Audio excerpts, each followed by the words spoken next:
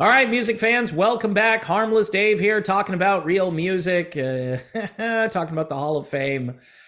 Maybe not talking about real music in some cases, but doing it in real time for real people just like you, just like me. All right, quick shout out to the Night Flight Orchestra, Amber Galactic. Go check it out. It's really good music. It is the merger between the 70s and the 80s and all of your pop rock tendencies, very decadent music. That's all I can say. Night Flight Orchestra and Amber Galactic, they've put out music after that I haven't kept up with. And I need to do a better job. I do. I need to go and follow these groups before, no one else does. So, speaking of groups and artists and people that are music oriented, we'll say that, some not music oriented, they've put people in the Hall of Fame. And the list, quite honestly, is rather tragic. I'm just going to be blunt here. I don't understand. I keep making fun of this institution because until they change their name, they're called the Rock and Roll Hall of Fame. It's like, Wendy's hamburgers. I expect when I go to Wendy's, they're going to be hamburgers there. When I tune in to see what's going on with the Rock and Roll Hall of Fame, I expect some rock and roll. And in many cases here, I guess I'm just too narrow-minded, man. You're just out of the loop, bro. What happened to you? You're just a geezer, a boomer. You don't understand any of this stuff. And guilty as charged. So let's take a look at this list, and I'll do some commentary, have a little bit of fun with it, and hopefully, I don't know, explain some of this as to why it's happening. It's obvious that this is a political institution, and it has been for a number of years now, which is sad because it should be based on merit. It should be based on the format. It does say here, Rock and Roll Hall of Fame induction. That's what it says at the bottom. So here are the inductees. Kate Bush. You know what, folks? Kate Bush was not famous. She was not on anybody's radar. I listened to her stuff during the 80s. I was all over Running Up That Hill when it came out the first time. Yep, college radio, baby. That's where it was. And that's probably where it should have stayed. Is Kate Bush good? Is she interesting? Yes. Is she worthy of Hall of Fame? No. All right, that's number one. So I like Kate Bush. She's not good enough to be in the Hall of Fame. She doesn't have the catalog. And that's kind of all I've got on Kate Bush. Some people disagree. But, if you're going to put Kate Bush in, you need to look at a bunch of other 80s talents, 70s artists, Nicolette Larson, Maria Muldaur. I mean, you go down a list if you want more women to be in there. Sheryl Crow is next. So we've got three women leading off. You've got Kate Bush, Sheryl Crow, and Missy Elliott. I thought it was alphabetical, but it might not be. It doesn't look like it. Anyway, Sheryl Crow falls under the same category as Kate Bush, as far as I'm concerned. However, Sheryl Crow kind of fits the whole rock and roll scene and attitude a little bit better. And last year, they put in people like Carly Simon and Pat Benatar because you can't put them, you have to put them in before you put Sheryl Crow in, although these guys, they don't go in chronological order. I mean, all of a sudden, a band will be on their radar or an artist, and they'll start talking about that and lobbying, and people will vote, and they'll vote against it, and they'll put them in anyway. By the way, for the suspense here, Iron Maiden did not get inducted. That's going to drive some people, as it should drive people crazy. Missy Elliott is next. I have nothing to say about Missy Elliott because I just don't know enough about Missy Elliott. But the first three here on the list are women. Then you've got George Michael. George Michael gets in. Why? Why does he get in? Wake me up before you go, George.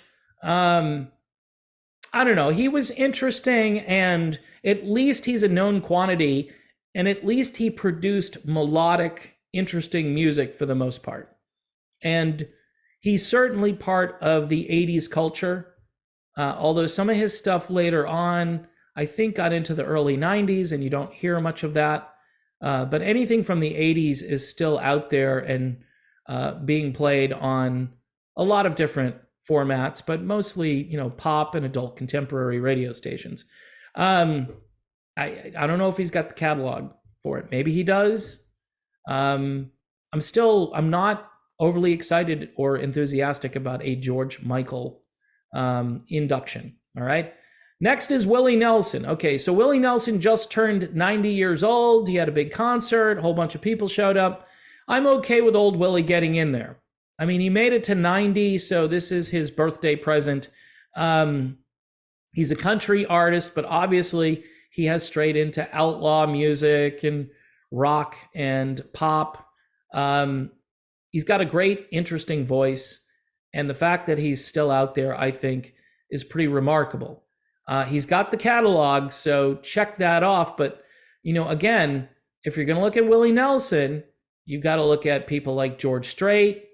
You've got to look at groups like Alabama.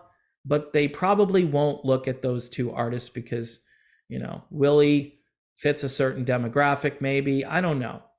Maybe they're just going to have a big birthday party for Willie, and that would be cool. He can just take over the whole thing when they do the ceremony. Next is Rage Against the Machine. No Iron Maiden, but we're going to put in Rage Against the Machine. Heck, I'd even put Soundgarden in before Rage Against the Machine. Seriously. And I can't stand Soundgarden for the most part. Look, I knew Rage was going to get in there. Ted Nugent said basically they're not raging against anything, and I tend to agree with that. This is me being a geezer boomer. Okay, I don't get it, but I'm not into it. I'm not into Rage Against the Machine, and so that's really a non-starter for me. The Spinners are next on this list, ladies and gentlemen. That's one artist I agreed with on the list.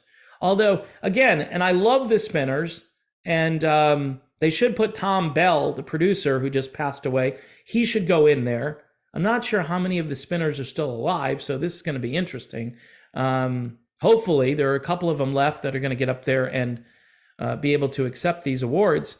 But yeah, they should be in. They were brilliant, especially during the 1970s.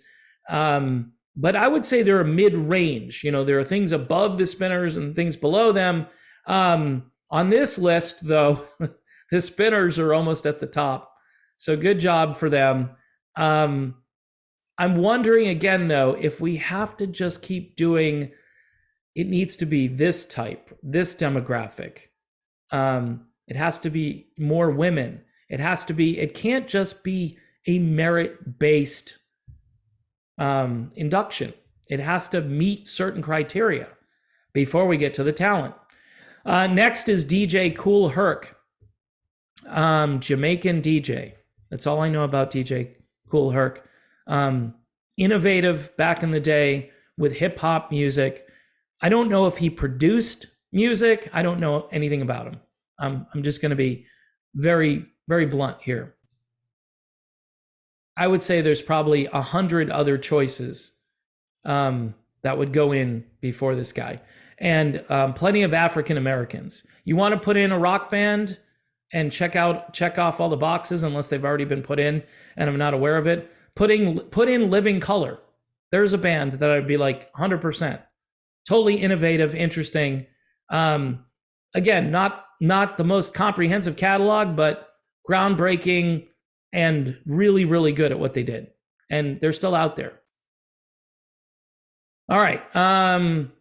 Next on the list here, Link Wray. Now, Link Wray is an old school guitar player from way back when. Very innovative, very interesting. Probably should have been put in to the Hall of Fame a long time ago. It's a little embarrassing that he's on this list because they waited too long to do this. For those of you who don't know what Link Wray is all about, look up his stuff, and he's pretty interesting. He's like a historical figure in the old days of rock and roll. So yeah, okay. No huge problem with that, but some people will say, who's Link Wray? and I get it. All right, next is Chaka Khan. Now, Chaka Khan, this one I think irritates me the most. Not because I don't like Chaka Khan. Didn't she just get in there with Rufus like a couple years ago? So here's the Hall of Fame saying, all right, we did this with Stevie Nicks. She got in there with Fleetwood Mac, then she got in as a solo artist. Actually, the Stevie Nicks getting in as a solo artist is starting to look like it was a great idea compared to this list here. Chaka Khan, does she have this big catalog out there? I Feel For You. I mean, there are a couple of songs, and she's a great singer. So maybe I'm contradicting myself a little bit, but there are other artists with better catalogs. But here is where Chaka now gets to be the second woman who's been inducted into the Hall of Fame twice. All right. So that's their rationale for that. I'd like to think to myself that maybe this isn't as bad as I think it is. But then when I look at this list, I go, yeah, it kind of is. Next is Al Kooper, real innovative musician that started back in the 60s. I'm thinking he was part of the original Blood, Sweat, and Tears, or not. But he was certainly in that music scene and really important when it comes to blues and rock, R&B, soul. Really great musician. So I don't have a huge problem with Al Kooper. But Al Kooper's in, and Blood, Sweat, and Tears is not in. Blood, Sweat, and Tears, duh. I mean, just a force of nature for a number of years. And, if you're going to go back in time, you might as well, put in some of the really great stuff that was happening. And BS&T, for sure. Not to be confused with BTO, who also should be in the Hall of Fame. Bernie Toppin. Now, is Bernie going in as a musician or a songwriter? I'm a little confused, but he's in. Is he going in as part of Elton John's band? I'm thinking he's going in as a songwriter and a musician. I think the Songwriters Hall of Fame is adequate. I don't think Bernie has had a really amazing, groundbreaking solo career. I mean, he's fantastic, but he needs his boss. He needs Elton John. But okay, at least you've got a quality artist there making quality art. So okay to Bernie Toppin. Finally, last but not least is Don Cornelius. Now, I did watch a lot of Soul Train. I'll admit to that, mostly because of the dancers. I couldn't believe what I was seeing as a teenage boy. That was a lot of eye candy for an overload and all that stuff. And I couldn't believe it when I was watching it. And it was a groundbreaking show. A lot of other shows came later, Solid Gold being one of them.